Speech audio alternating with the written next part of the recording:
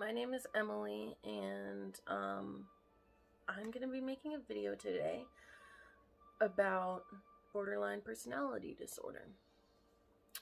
I was diagnosed last year with borderline personality disorder, and it has been a crazy train since then, but I'm starting to get better now that I know what's going on.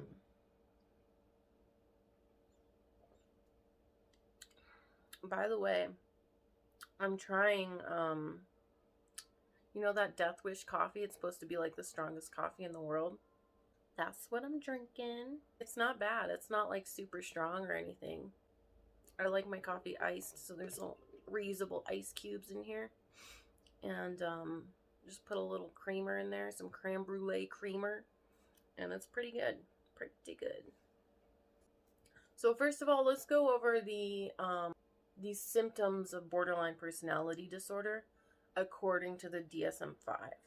So according to the DSM-5, you need to have at least 5 out of 9 symptoms in order to be diagnosed with borderline personality disorder.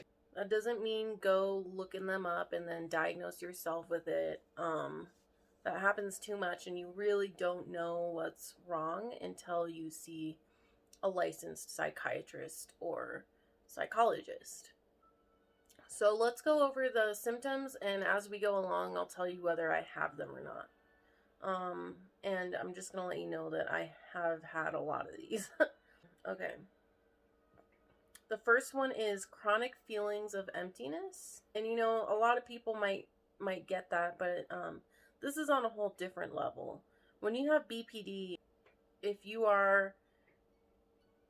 don't have BPD and you're not like super sensitive person, then try to think of it in the way where everything you feel is like times 10 at the very least. So if you're upset, it's a big deal in your head.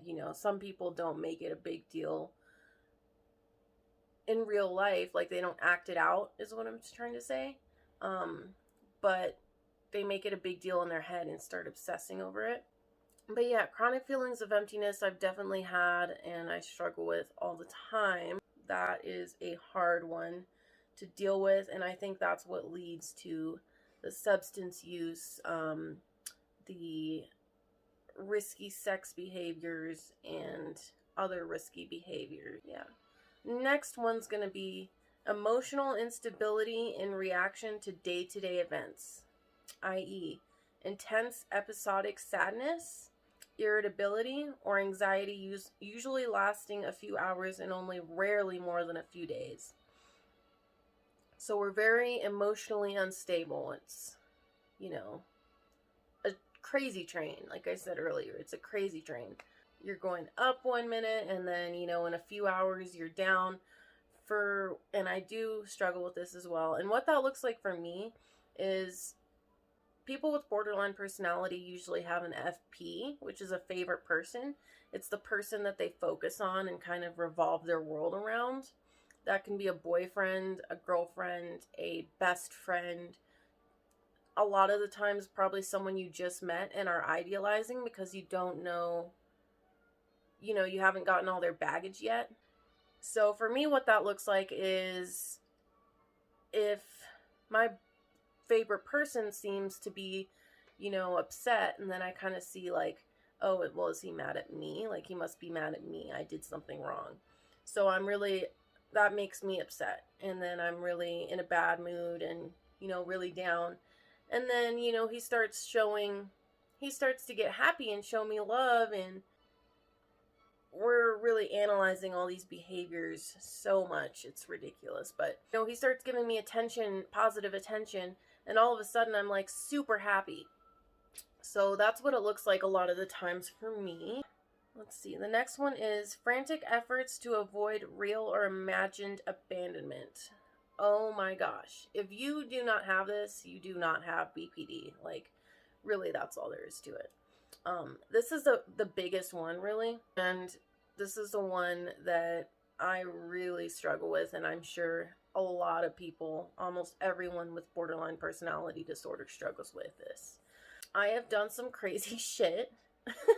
I have nightmares almost every night where my boyfriend is cheating on me, or he's leaving me for another girl, or he wants to break up with me, or I've done something bad, like I've used drugs and I'm trying to hide it from him, and I can feel that, he's going to break up with me, but I'm hiding it from him because I don't want to lose him. And yes, I know everybody is afraid to lose their significant other. That's totally normal. But this is to a whole nother level. Like, usually when somebody breaks up with you, you'll be upset, but you're not gonna, go crazy. With BPD, a lot of the times is you'll do anything you can to get that person to stay because you don't want them to leave. Once you're, whipped on that person, you're whipped.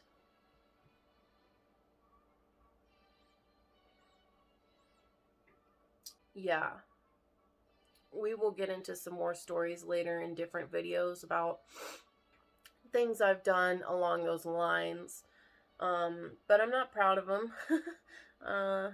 Yeah, they're quite embarrassing, and when I look back on them, I'm like, oh my god, I'm so cringy. Why did I act like that? Okay. Next one is identity disturbance with markedly or persistently unstable self-image or sense of self. Oh my god, yes, I have this one too. If you know me, you know I've gone through so many phases. I'm not in high school anymore. I'm 23. I'm still going through phases. 1 month I'll be super girly, and the next month I'll want to be really edgy, but girly, and then the next month I'll want to be hippie. I want to be like boho, kind of is what what I'm dressed as now, pretty much. Yeah, just always is changing. Like a lot of people with BPD, a lot of the time will dye their hair crazy colors all the time, change up their hair, change their clothes a lot of the times. Yeah, they just don't know who they are to the core. We don't know who we are to the core. So we're constantly trying to try different things and figure out, who we are. Okay, next one is impulsive behavior in at least 2 areas that are potentially self-damaging, i.e. spending, sex, substance abuse, reckless driving, and binge eating. Oh my god, I have this one too. I'm just realizing that I have BPD to a T. So bad. It's sad. Anyways, the spending, I have a spending problem for sure. I pretty much always live paycheck to paycheck because, I'll take care of my responsibilities, but it's so hard not to spend all my money on things I find on Amazon, especially. Also, Fashion Nova. I'm a Fashion Nova addict. I'll admit it. Sex, yes. I'm in a committed relationship now, but I have had really bad problems with sex before. But that'll be a different video if anybody wants to see that. Also the substance abuse. You will probably hear a lot about the substance abuse because I have had really bad problems with substance abuse.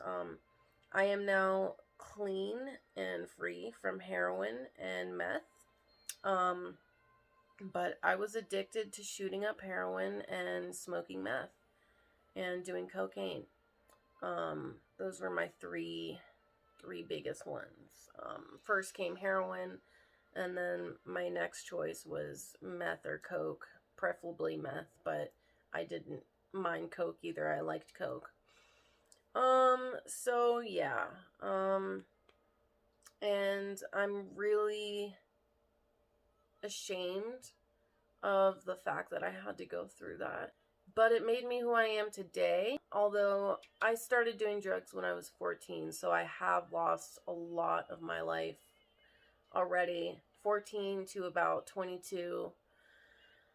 And, that's almost 10 years. I missed out on a lot of my childhood. Anyways, the next one, reckless driving. I used to be really bad about this. I'm not anymore because I drive my boyfriend's car, and so, my BPD is starting to get under control. So, I'm not as impulsive. But beforehand, I would get mad and I would drive like a madman. Like, I don't care if I fucking die. I hope I die while I'm driving, and just ridiculous. I have some pretty crazy stories about the reckless driving too. And then the last one is binge eating. I haven't had the biggest problem with binge eating. I'm not the biggest on food addiction, but I don't like binge eat. I don't think I do. Yeah. Anyways, next up on the list is inappropriate, intense anger, or difficulty controlling anger. Frequent displays of temper, constant anger, recurrent physical fights.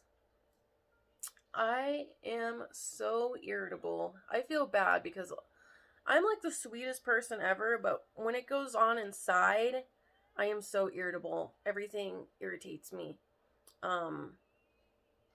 And I'm doing so much better at controlling that. But yeah, it's hard. I think a lot of it stems from the jealousy too. But that one is something that I've gotten a lot better at. That's something that I am not really showing anymore. It's not there as bad. Okay, I think I might have all of these. Okay. Next one on the list is pattern of unstable and intense interpersonal relationships characterized by extremes between idealization and devaluation, also known as splitting. If you have BPD, you most definitely split all the time. And I feel bad. I have, the world's most perfect boyfriend because he can handle me so well. He knows exactly how to handle me, and he knows always what to do. But sometimes I do put him on this pedestal. So idealization is putting someone on a pedestal and not, basically you've got your rose-colored glasses on. Like, you don't see anything wrong that they're doing. Everything is just really cute, and oh my gosh, I love it, and you are the best person in the world. Like, I love spending time with you. You're amazing. I love you so much. And then devaluation is pretty much the opposite. It's oh my god, you always irritate me. You always hurt me. You're just trying to hurt me. Like, you're messed up. Basically, you see that person as bad. All bad. Idealization is all good. Devaluation is all bad. And that's the simplest terms I can put it in. For me, I mostly idealize my boyfriend.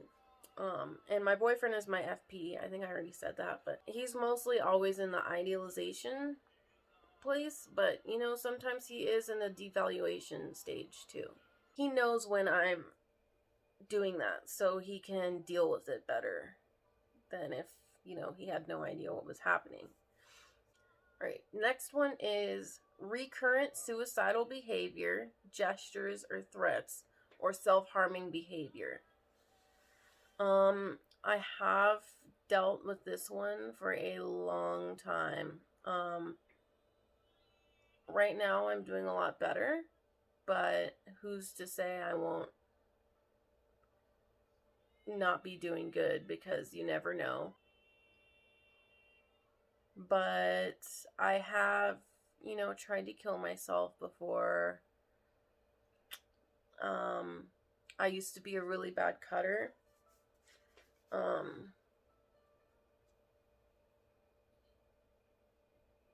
There's cuts all right there. And I'm not proud of those. It's a symptom of borderline personality disorder. And I'm trying to be as real as possible in this video. Because it doesn't get talked about enough. Okay. That one is just pretty self-explanatory.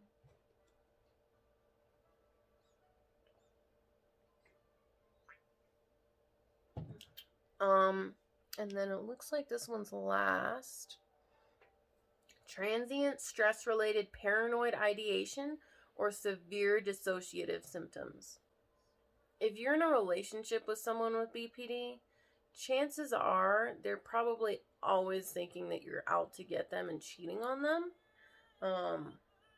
I definitely suffer with that pretty bad. My jealousy is out of control, and that is something that has gotten a little better, but it's very much still alive. It's not subsided. Yes. That's how I get paranoid ideation. It comes out as jealousy. Me and my boyfriend have full access to each other's phones and accounts and stuff. And that's mostly my fault. Almost all my fault, because I am very paranoid about that. Dissociative symptoms, that's kind of when I do that, but I don't have it that bad. But I do have a lot of flashbacks. I do get flashbacks all the time. And that's kind of a symptom of dissociating. Dissociating is like when you kind of separate yourself from your body, and you almost feel like you're watching yourself move around and do stuff. You feel like detached from yourself. I don't get it to that extreme, but I do have a lot of flashbacks.